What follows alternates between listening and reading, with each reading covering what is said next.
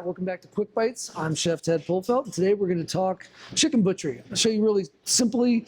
We're going to spatchcock this chicken, which will kind of lay it down flat, which is a great way to roast a turkey if we're getting closer to that season, or chicken or anything else. And then I'll show you how it's really easy to take it from that form and break it down into its others. So, starting out, I've got this nice chicken sitting here. The first thing we do with any chicken before we butcher, and this one's got some extra excess fat. That's okay, we'll just take a knife and remove that. We want to take the wishbone out. This is going to make it easier to work with. I know sometimes on Thanksgiving we like to leave that wishbone in for good luck, but we want to take that out.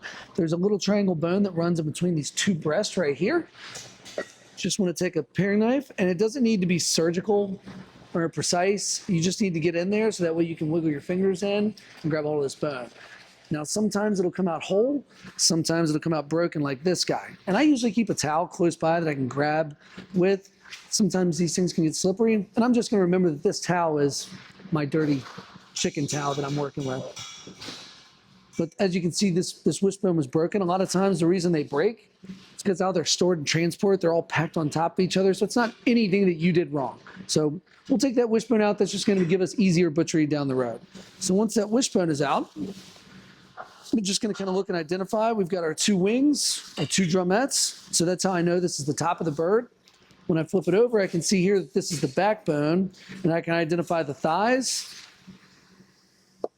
and that. So to spatchcock this, the next thing we need to do is to remove this back. So to give me a good line, usually you can use the tail and kind of look, and you can see that line. I'll take a knife and just kind of cut through the skin. Really, that's just kind of giving me a guiding line to run my knife down.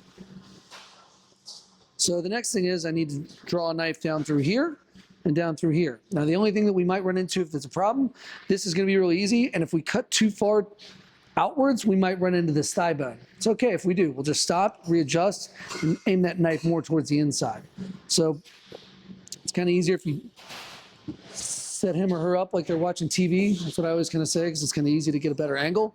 And when I do this and run my knife, I want to make sure it doesn't go too far into that breast, because that's a prized part of the bird and something we really like to eat. And we just want to come straight down through this back. So taking that knife, straight down.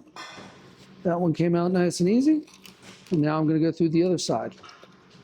Like I said there, every once in a while you'll run into a little bit of that thigh there. That's okay. Just angle my knife more to the inside. So that's just the back.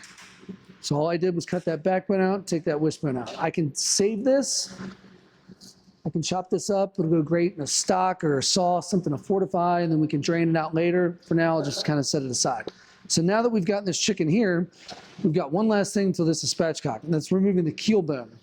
The keel bone runs right down here. It's that little piece of cartilage that separates the two breasts on top. It's actually the same cartilage that's in your nose, if you're really thinking about it. So we want to take a knife and kind of carve on each side just so it gives somewhere to open up. So you can see that right down the center. I always tell my students it looks kind of like a raptor claw if you ever saw Jurassic Park. I don't think that's scientific or precise, but it's not what it looks like to me.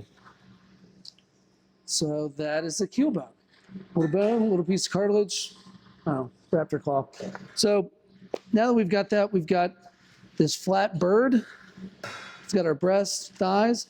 Right here, if I wanted to roast this off, you can cook a turkey twice as fast like this for Thanksgiving, because you're going to get the most exposure on the bird being flat. And actually, you get more crispy skin, which to me is the best part of any poultry or fowl anyway. So great way to roast right here. Could put it right in the oven. For us today, just to show you once this is roasted and why I always cook my birds this way, is because it's super easy to separate. So from here, so I'll carve right down the center, and I've got a chicken in halves. Now, again, I've got the leg and thigh right here, and the breast and wing. Run my knife between those two. Now I've got chicken quarters. So again, your turkey or chicken already separated like that can be really nice for a nice meal we can carve from there. Thanks for joining us. Come back and watch Quick Bites.